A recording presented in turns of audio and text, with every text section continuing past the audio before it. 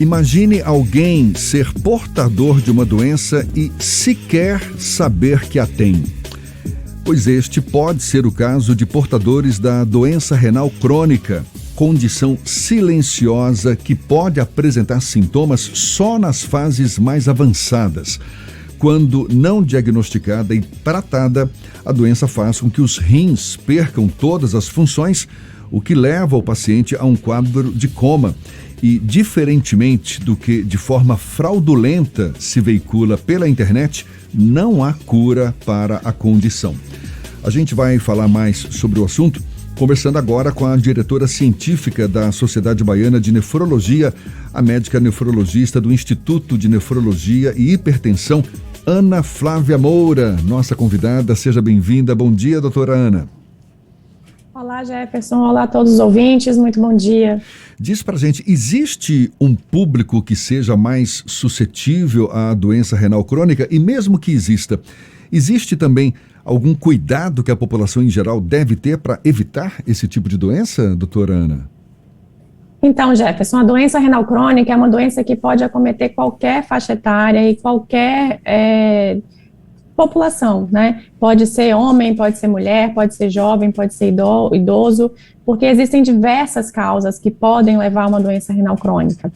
E a melhor forma de prevenir a doença renal crônica é prevenir essas principais causas, né? As duas mais comuns são hipertensão e diabetes, que são doenças extremamente prevalentes no nosso meio, e que, por isso, é importante que a gente previna, ou os pacientes que já têm hipertensão ou diabetes, que eles cuidem adequadamente dessas doenças, dessas condições, para que mantenha a pressão controlada, mantenha o açúcar no sangue controlado e evite complicações associadas a esses quadros, como a doença renal crônica. Ou seja, hipertensão, diabetes como uma das principais causas da doença renal crônica.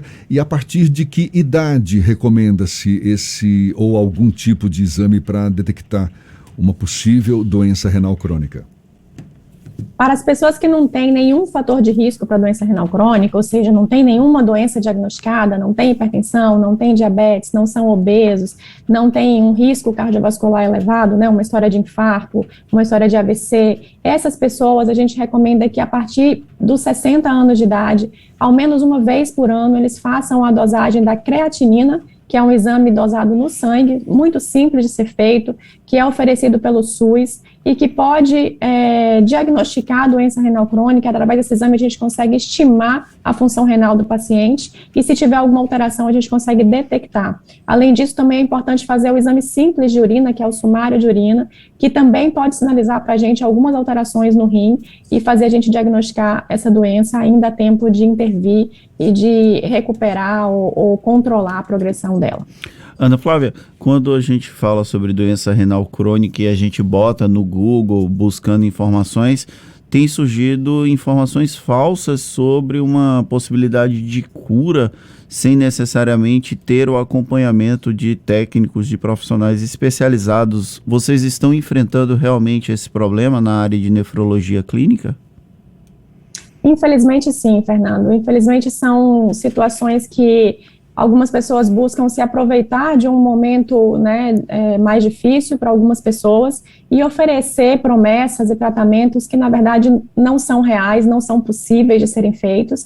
É importante as pessoas entenderem que quando a gente diz que existe uma doença renal crônica, esse termo crônico, ele significa que as lesões que existem ali, elas já existem há algum tempo e que, portanto, elas já se transformaram em fibrose, que é como se fossem cicatrizes que aparecem nos rins e que a gente, portanto, não consegue reverter mais, né? Então, é diferente de uma lesão renal aguda, que é uma lesão de início mais recente, que ainda não deu tempo de formar essa fibrose, essa cicatriz, e que aí sim pode ser revertida. Então, tratamentos que oferecem a cura para a doença renal crônica são tratamentos que não são confiáveis, não devem ser seguidos, porque não existe essa possibilidade. O que existe é a possibilidade de controlar a doença, de evitar que ela continue progredindo, que a função renal piore, a gente consegue estabilizar a função renal, mas a gente não consegue curar esse problema. E quando um paciente tem um diagnóstico e aí opta por esses tratamentos alternativos sem funcionar, eles podem ter um agravamento da doença e isso complicar eventualmente até um melhor tratamento da doença renal crônica? Sim, geralmente é, infelizmente, o que acontece, né? Quando a pessoa opta por seguir esses tratamentos alternativos que não tem nenhuma comprovação e que muitas vezes até pioram a lesão, eles normalmente abandonam o tratamento regular, que é o tratamento comprovadamente eficaz e seguro, né? E eles passam a fazer esse outro tratamento que a gente não consegue ter nenhum controle, inclusive sobre os efeitos colaterais. É importante lembrar também que muitas dessas substâncias que a gente ingere, elas são eliminadas pelos rins, e se elas forem tóxicas para os rins, quando elas são eliminadas, elas acabam causando lesões lá no rim. Então, elas podem piorar, sim, a lesão renal, podem aumentar a perda da função renal e agravar o quadro do paciente.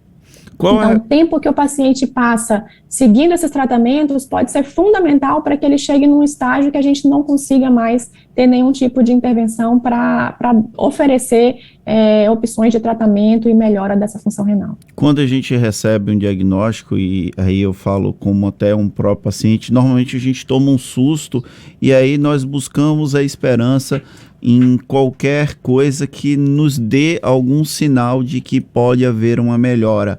E aí o próprio paciente, algumas vezes, ele acaba ficando cego diante das evidências. Então, o que fazer para que o entorno dessa pessoa identifique quando não está havendo o acompanhamento ideal? Como abordar esse paciente para que ele procure uma ajuda especializada, Ana Flávia? É importante que os pacientes procurem referências sobre os profissionais que estão acompanhando eles. Então, a gente tem sites confiáveis, como o site do CRM, né, aqui na Bahia é o CREMEB. No caso dos nefrologistas, o site da Sociedade Brasileira de Nefrologia, são sites que trazem informações sobre doenças como a doença renal crônica, e são sites que podem oferecer informações sobre o profissional que está te acompanhando. Então, é importante que você busque profissionais que tenham referência, que você consiga ter acesso à formação desse profissional, como ele chegou até ali, se ele realmente está capacitado para te oferecer aquele tipo de tratamento, e a partir daí que você crie uma relação de confiança com ele, e que esses tratamentos são tratamentos também que você pode pesquisar sobre eles, né? O paciente pode buscar sobre isso. Hoje em dia é muito fácil a gente colocar no Google e encontrar informações sobre o que está sendo oferecido, e buscar se cercar mesmo de profissionais confiáveis e profissionais que tenham uma formação reconhecidamente capaz de fazer aquele tratamento. A gente está falando aqui da doença renal crônica, que, conforme a senhora destaca, não tem cura. Agora, o transplante de rins é uma possibilidade ou, por causa da pouca oferta do órgão, ainda encontra dificuldades para se efetivar nesse contexto?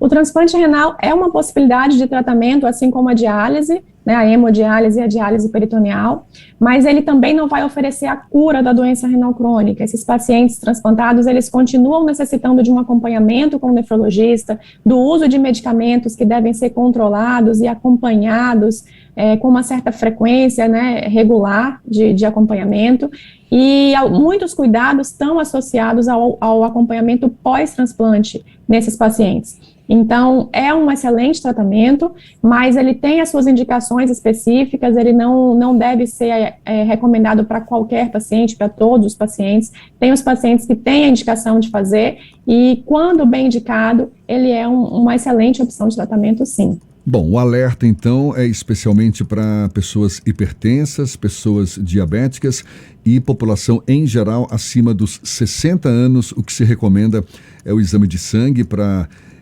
medir a creatinina, é isso? Creatinina? Isso, a creatinina. Pessoas obesas, pessoas com doenças autoimunes, pessoas que têm infecção urinária de repetição, que têm pedra nos rins de repetição, também, ou que têm história familiar de alguma doença renal, também são pessoas que precisam fazer esse acompanhamento. Tá certo, e a gente agradece muito a doutora Ana Flávia Moura, que é diretora científica da Sociedade Baiana de Nefrologia, também médica nefrologista do Instituto de Nefrologia e Hipertensão, pelos seus esclarecimentos. Um prazer tê-la aqui conosco, seja sempre bem-vinda.